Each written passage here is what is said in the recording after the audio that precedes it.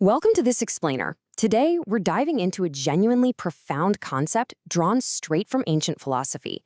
We're going to unpack how Stoicism actually offers a blueprint for taking one of the absolute most painful human experiences out there, betrayal, and transforming it into a catalyst for untouchable personal power. If you've ever felt that visceral, world-shattering pain of someone completely breaking your trust, well, this explainer is going to show you exactly how to reframe that experience. We're going to use it to build an unshakable foundation for your life. Okay, let's dive right into this. It's the looping question that absolutely haunts the shattered self, right? Why would someone you trusted use your loyalty as a weapon against you? Betrayal doesn't just hurt emotionally, it literally shatters you physically and mentally. Your chest feels heavy, sleep becomes impossible, and the whole world just kind of loses its color. You sit there agonizing over why someone you loved, someone you gave your deepest loyalty to, would turn around and use that very loyalty as a weapon against you. It's a brutal, agonizing loop that just rips the wound open again and again. Part 1. The Shattered Self and Using Pain as Information. You see, the Stoics didn't deny this brutal pain. Actually, they viewed it as vital information proving that your loyalty was authentic. But right here is where the danger lies. When we're in that shattered state, it's incredibly easy to turn the blade inward. The fact is simply that they betrayed you. But the story we often spin in our heads, that's usually, I was not enough. This self-blame is what we call the second wound, and man, it's often way sharper than the first. We've got to use our emotional intelligence to separate the facts of the betrayer's flaws from the completely false story of our own inadequacy. Their decision was about their brokenness, not your value.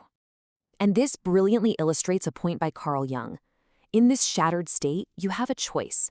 Think of healing like the incredibly beautiful Japanese art of kintsugi. When a vase shatters, they don't just sweep up the pieces and throw them away. They actually reforge the cracks with gold. The brokenness doesn't mean destruction. It means being reshaped into something rare, resilient, and highly valuable. Those cracks become the very lines that make you unshakable. Moving on to part 2, karma's silent work and the law of consequences. Look, it's entirely natural to crave revenge after a betrayal, to want to expose them and make them feel the exact pain they caused you. But handing over your hard-earned peace to pursue revenge, that just means you lose twice. Let's forget the mystical idea of a magical lightning strike from the sky. Karma is really more like psychological gravity. It's the inescapable law of consequences. The very moment someone chooses deceit over loyalty, they plant a dark seed in their own life. The fall is automatic. It just takes time for gravity to do its work. Marcus Aurelius hit the nail on the head when he pointed out the wrongdoer wrongs himself. When someone betrays you, they're essentially staining their own soul. Guilt doesn't need an audience, and regret definitely doesn't need witnesses. This invisible erosion of their peace starts working relentlessly in the background from the very second they lie to you. Which brings us to part 3, the betrayer's inner prison, where there is absolutely no escape from the self. Now, what's really interesting is how this silent collapse actually happens day to day.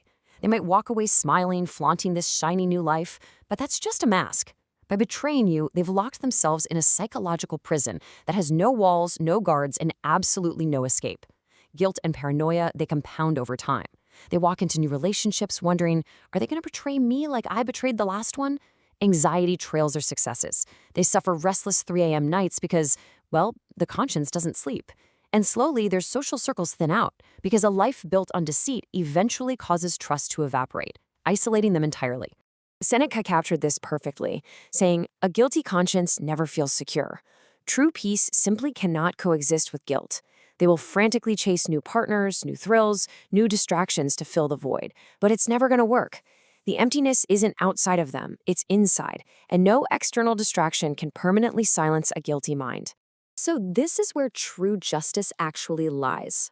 Look at the stark contrast between their reality and yours. While their inner prison is defined by restlessness, paranoia, and isolation, you are actively building an inner sanctuary. You're becoming steady, peaceful, and boundary-driven. You don't need to punish them because you're letting their own thoughts do the punishing, while you focus entirely on your own phenomenal growth.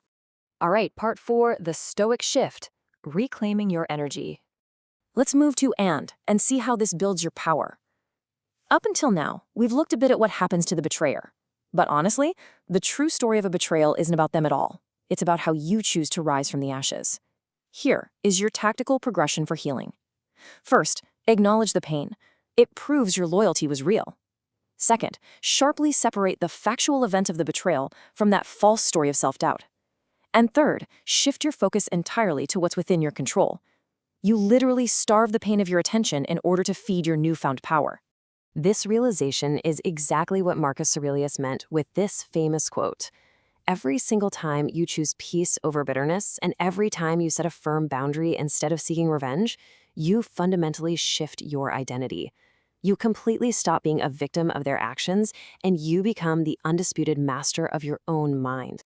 This leads us to our climax, part 5, becoming untouchable, the higher revenge. We have to completely redefine the concept of revenge here. We aren't talking about getting back at someone, we're talking about elevating yourself so far above the chaos that their actions can simply no longer reach you. The best revenge is to be unlike your enemy.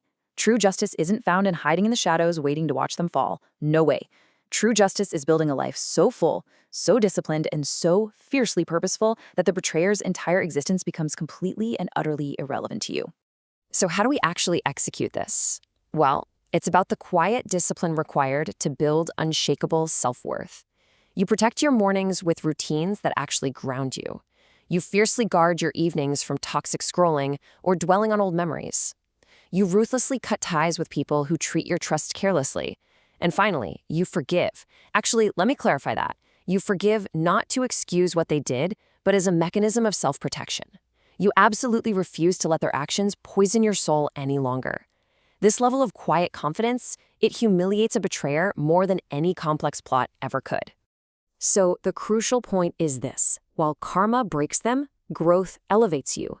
This parallel structure is the ultimate Stoic truth. Their downfall is an automatic psychological consequence of their own deceit. But your incredible growth, that's an active, beautiful, disciplined choice that you make every single day. I want to leave you with this final, genuinely empowering question. What will you choose to build from your shattered pieces? Because the truth is, the betrayal didn't destroy you. It revealed you.